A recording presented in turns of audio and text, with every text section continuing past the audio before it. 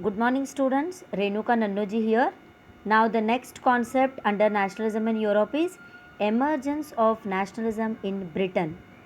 Just now we completed Italian unification. Now we will proceed to the next concept, that is emergence of nationalism in Britain. Okay, England was inhabited by different ethnic groups. Those are Welsh, Scots, Irish, Welsh, Scots, and Irish. These were the important, and even English. See here, English, Welsh, Scots, and Irish. These were the ethnic groups of Britain. Among these, English group grew steadily in power, wealth, and importance, and influenced others who were quite rich. English were quite rich, and they, because of their richness, slowly grabbed the power also, and like this they started influencing others. In 1688, bloodless revolution took place. It means sudden change took place without bloodshed. That is, English Parliament seized power from monarchy and set up a nation state with England as its center. What happened in 1688? Bloodless revolution took place. It means a sudden change took place without bloodshed. That is, English Parliament seized power from monarchy and set up a nation state with England as its center.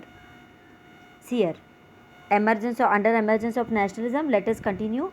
By the Act of Union 1707, Scotland was incorporated in the United Kingdom. What was done by the English people? First, they were successful in taking away or seizing the power from the monarch, because English Parliament was under monarch. But now, as these English people are wealthy and they are powerful, they could easily snatch the power of monarch. So now the Parliament of Britain is under their control.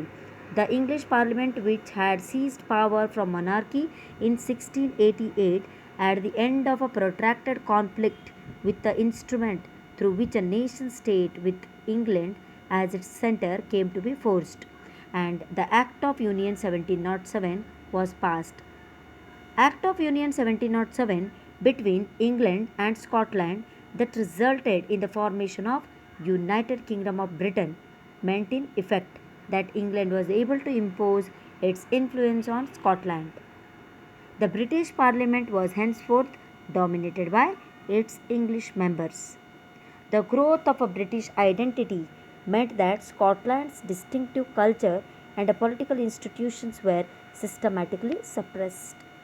The Catholic clans that inhabited the Scottish Highlands suffered terrible repression whenever they attempted to assert their independence.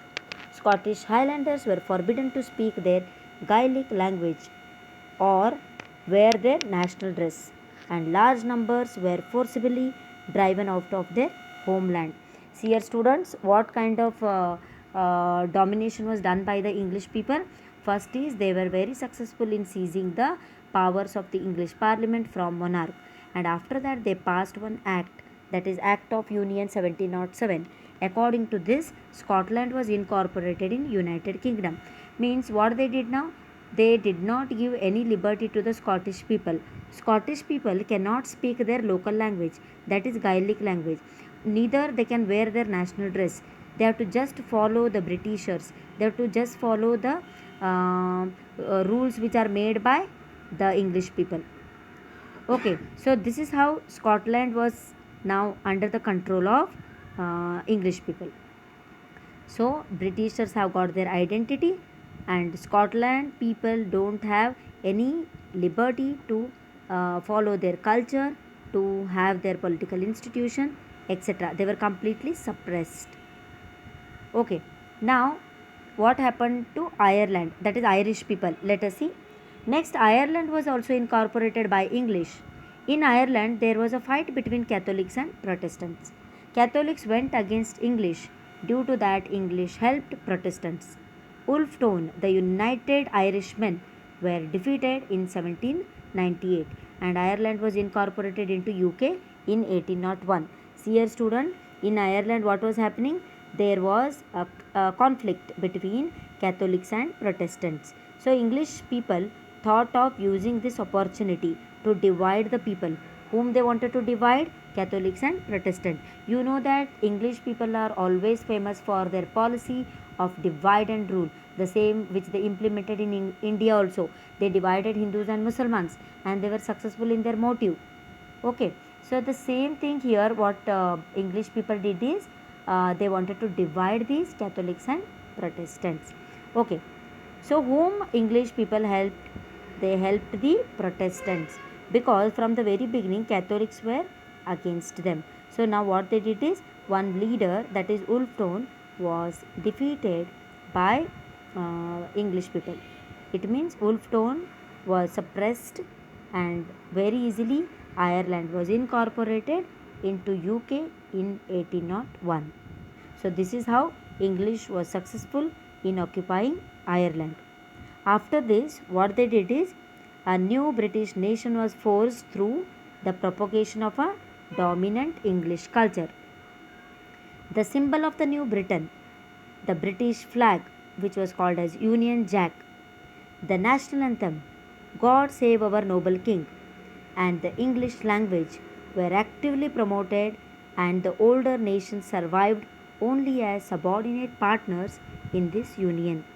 So, this is all about emergence of nationalism in Britain. Thank you.